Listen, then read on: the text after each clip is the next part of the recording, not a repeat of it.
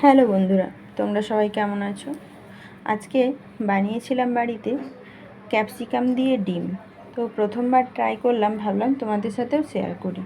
তো তার জন্য সব রকম উপকরণ নিয়ে নিয়েছি, আর এদিকে ডিমটাও সেদ্ধ করে নিয়েছি। তো ওতে ছোটো ছোটো কাট লাগিয়ে দিয়ে আর ওর মধ্যে দিয়ে দিয়েছি লঙ্কা গুঁড়ো আর নুন দিয়ে ভালো করে মেখে নিচ্ছিলাম। আর এদিকে আমি কড়ায় তেল গরম বসিয়ে দিয়েছি। তেলটা গরম হয়ে যেতে ডিমগুলো ওর মধ্যে ছেড়ে একটু লাল লাল করে ভেজে তুলে নেব। তারপর ওই তেলেই ফোড়ন দিয়ে দেব সাদা জিরে ফোড়ন দিয়ে দিলাম। জিরেটা একটু পুড়ে যাবে, তারপর ওর মধ্যে দিয়ে দেব কেটে রাখা দুটো পেঁয়াজ। তো পেঁয়াজটা দিয়ে হালকা ভেজে নেব, সোনালি কালার হয়ে যাবে। তারপর ওর মধ্যে দেব কেটে রাখা টমেটো। তো টমেটোটা কেটে নেড়ে চেড়ে নিয়ে ওর মধ্যে দিয়ে দেব নুন, যাতে টমেটোটা তাড়াতাড়ি গলে যায়। তারপর ওর মধ্যে দেব কেটে রাখা আলুগুলো দিয়ে ভাজতে থাকবো। ভাজতে ভাজতে তারপর ওর মধ্যে দিয়ে দেব আদা রসুন বাটা।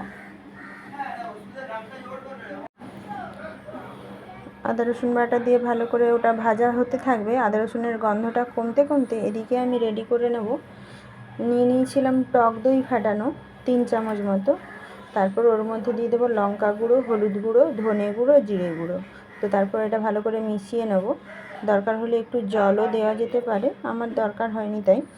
তো তারপর ওদিকে আদা রসুনটা কাঁচা গন্ধটা চলে গেছে, ওর মধ্যে এবার ওই দইয়ের মিশ্রণটা দিয়ে দেওয়ার পর তারপর ওর মধ্যে একটু ভালো করে আলুর সাথে মিশিয়ে নেব। সামান্য জল দিয়ে এটা কষিয়ে নেব। একটু ঢাকা দিয়ে দিয়ে কষিয়েছিলাম আমি, যাতে আলুটা সেদ্ধ হয়ে যায়। ঢাকা দিয়ে দিলাম। তারপর ঢাকাটা খুলে দেখছি কিছুটা জল শুকিয়ে গেছে, তো আলুটাও অনেকটা সেদ্ধ হয়ে গেছে।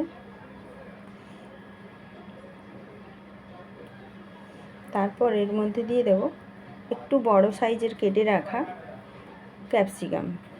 ক্যাপসিকামটা পুরো গলে যাবে না, এমনভাবে রান্না করতে হবে, তাই সব শেষে দেওয়া হলো।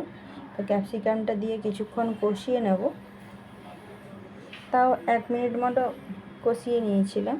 তারপর ওর মধ্যে ভেজে রাখা ডিমগুলো দিয়ে আবার একটু নাড়াচাড়া করে নেব। তারপর দিয়ে দিলাম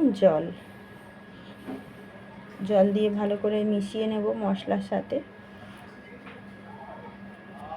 মিশিয়ে নেওয়ার পর এর মধ্যে একটু ঢাকা দিয়ে দেব 2 মিনিট মতো, যাতে ক্যাপসিকামটা হালকা নরম হয়ে যায় আর ডিমের মধ্যেও মশলাটা ভালোভাবে চলে যায়। তো এইভাবেই আমি বানিয়ে নিলাম ডিম ক্যাপসিকাম। তো তোমাদের রেসিপিটা কেমন লাগলো জানিও। ভালো লাগলে লাইক কমেন্ট করো, পাশে থেকো। ধন্যবাদ।